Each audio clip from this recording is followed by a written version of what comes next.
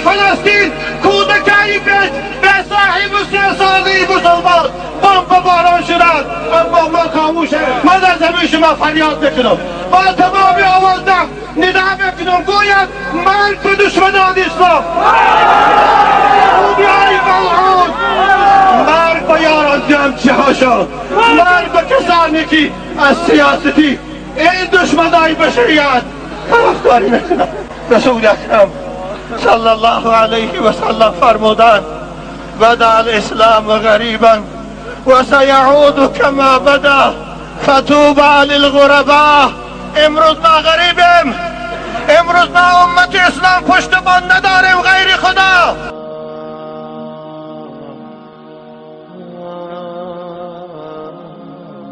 اللهم أنج المستضعفين من المسلمين في فلسطين. اللهم أنج المستضعفين من المسلمين في فلسطين.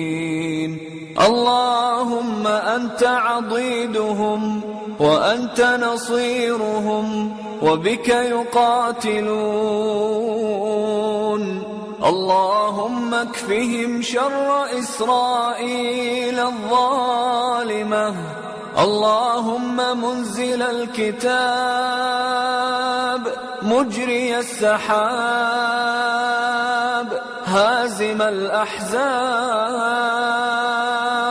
اللهم اهزمهم وزلزلهم وأرنا فيهم عجائب قدرتك قتلة الرسل والأنبياء ظلمة العز للأبرياء.